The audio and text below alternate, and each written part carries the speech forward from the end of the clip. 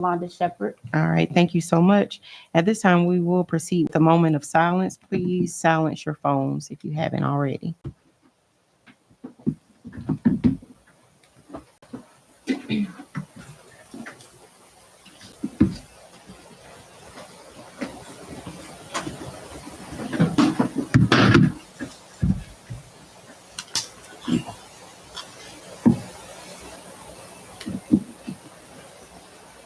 All right, thank you. At this time, approval of the agendas. Council, whenever you're ready. I make a motion to approve public hearing June 27th, 10 a.m. Is there a second? I second. Any discussion? All in favor? Aye. Any opposed? All right, ayes have it. Thank you so much. At this time, we will proceed. Of course, we have the public hearing. Ms. Ashley, do you have any instructions for me?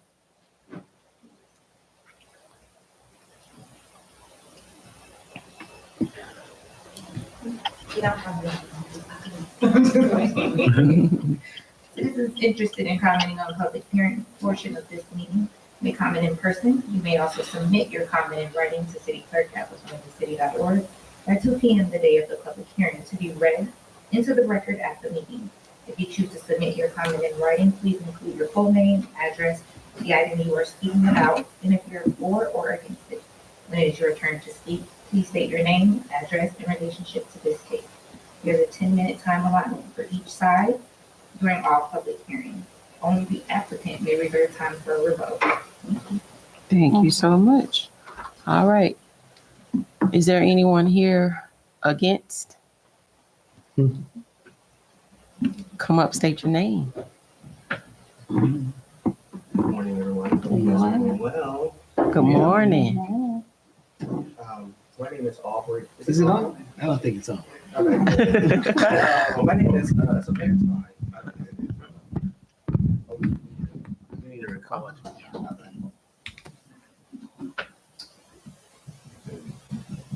Where's the speaker? Right there, Chief. Yeah, I think it's on. It sounds like it's on. Yeah, Oh, it's not? Use Oh, this one.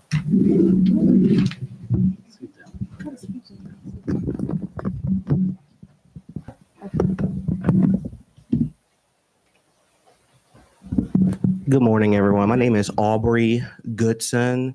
I live at, can I take this off? yes. Thank you so much. I live at 2610 Regan Street, just around the corner from here. And my purpose of coming to this hearing today is to let you guys know my points against the increase in the millage rate.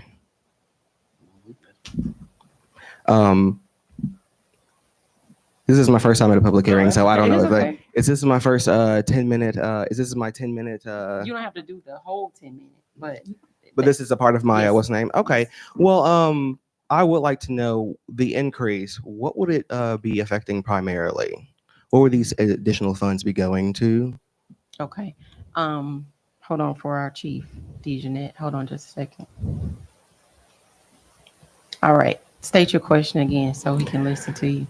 The increase in the millage rate. What exactly will the increase in these funds be allocated towards? So the actual increase is to balance our budget due to the fact that the cost of doing business all around the nation and inflation has gone up. The cost for us to operate has gone up. Now, I will tell you this, there is no cost of living raises for any employees, there's no raises for any employees. All this is based on just insurance, just the cost of supplies, cost of maintenance, everything. Okay, I do see that we have quite a few new service vehicles outside. Have there been measures put in place or actions taken in order to reduce some of the spending that we already have going on in the city? So none of that is spent through general fund budget, all that is spent through SPOS dollars, it has no bearing on the budget, there's no bearing on those. Now, have there been any budget cuts or any reduce in services that the city is paying for that could be reworked to negate this increase in the millage? Well, so for instance, is there a possibility for consolidation of services or things that the city is paying for? The budgets, since things are becoming more increase in pricing, um, have actions been taken in order to reduce cost elsewhere, aside from increasing the financial burden on the people in the community? So we have 5 public works employees. We have one lead. Instead of fulfilling that position and having that be a bearing on the budget, we cut that position. So now we only have 4. So that was a way for us to save money. Then we went through the budget and basically cut almost every category down. Give you an example, just because it's on top of my head. We had $7,000 budgeted for uniforms. We're only at like 3,000. So now we're working in a way where employees provide their own uniforms. We've cut down the cost of supply just because that's a way to save money. So instead of printing stuff a lot, we're doing more digital. You know, those things save money. So yeah, we've cut costs a lot. Just and we do things a little differently. To explain to you, a lot of places, what they do is they do their budget, figure out how much money they need, then they do their millage. But because we try to run such a tight budget, we do them together so we can squeeze every penny out of our millage and our budget. So if we did our budget first, our millage would need to be like 16 million. That's just the operating on a basic level. But what we do is we go through the budget as well as the millage at the same time, so we can shrink the budget and shrink the millage down as far as possible. Okay. My next question: the last increase in the millage rate occurred in what year? Last year, 2020. And how much was that increase for? Over the rollback rate or the increase altogether? Increase altogether. So we kept the same millage rate last year we had the year before, 11.021. We didn't increase that millage rate. Now, over the rollback rate, it was 3 mils over the rollback, Mm-hmm. which is the same this year, 3 mils over the rollback. And can we anticipate another increase like such next year as well? It's hard to forecast increases based off of the cost that it costs us to do business. Give you an example.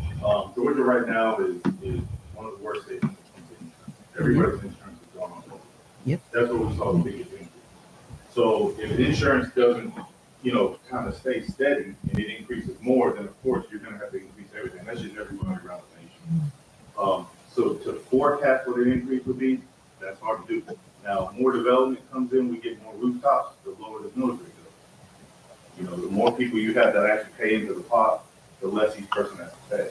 So we anticipate growth around 150 townhomes right now, what we have planned. Not us per se, but developers. Mm-hmm. Now, could that millage rate increase be for essentially put over to the new developers who are bringing in new construction, bringing in new business? Is there another way for us to,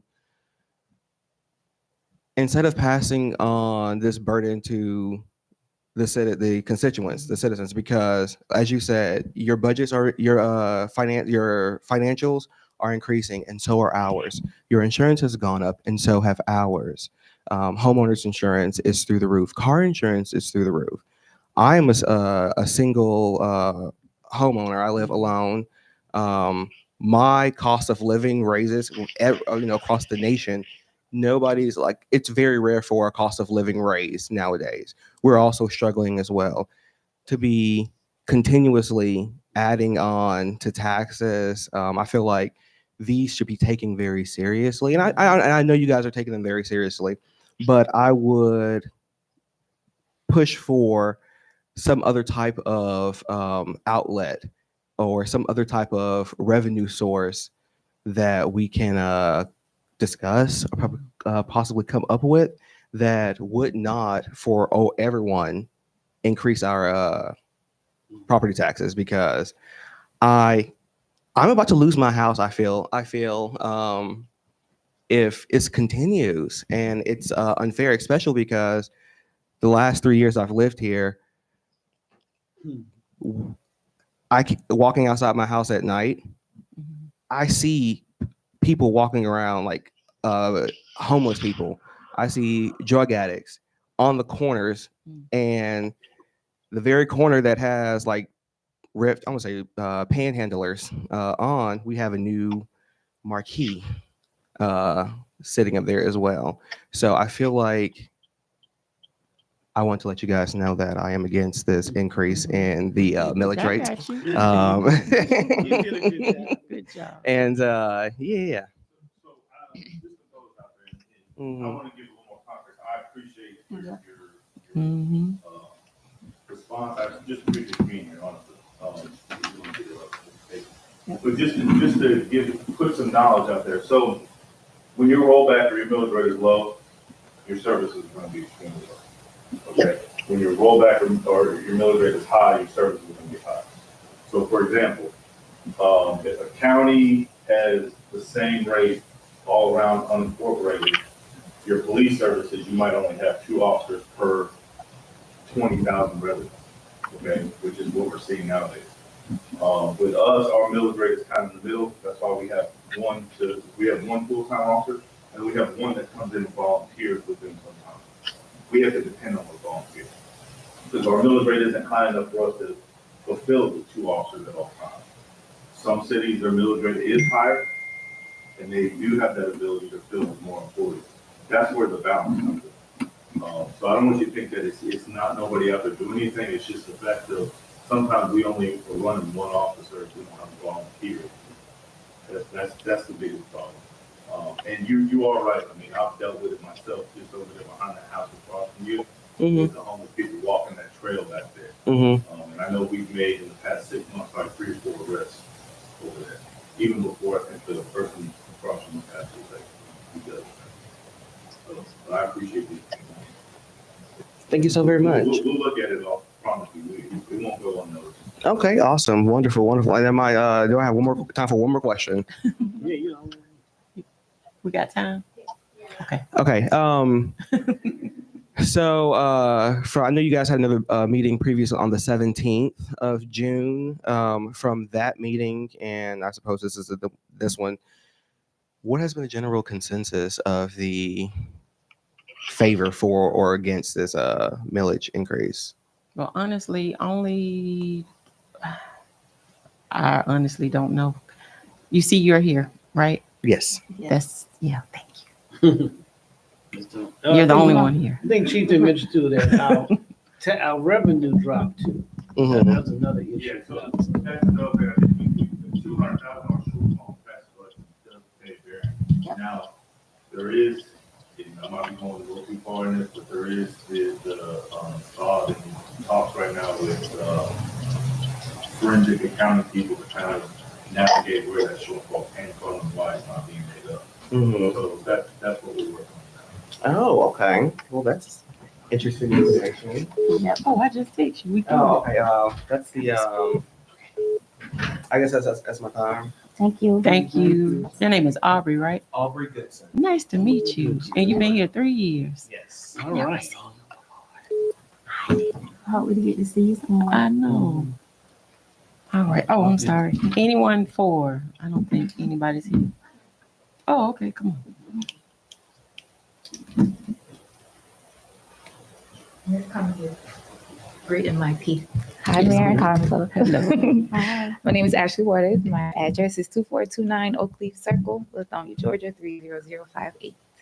I'm speaking for the millage increase, just barely, because as he said, everything is going up astronomically. Everybody's taking a hit in one way or another. I am a mother of 2, so I have increasing expenses all the way across the board. Right. Though I do not like the thought of my taxes going up anymore, I do understand that I have to buy into the city I would like to see and live in. I say that to say I'm willing to pay a little bit more if that means my services increase, if it means my city's beautification begins to happen in my Main Street area, if I see more development, more businesses, more entertainment. So those are my reasons. Thank you. Thank you. Thank you. All right. All right, Chief DeJohnette, did you have anything? I see you're on the agenda as well.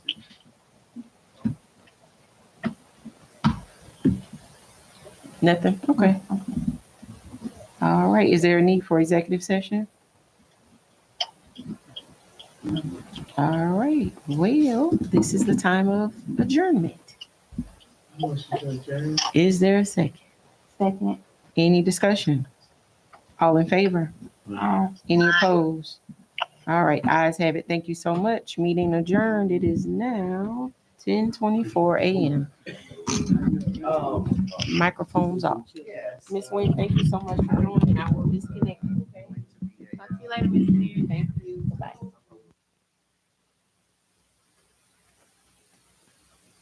You fine? You fine? Testing, testing.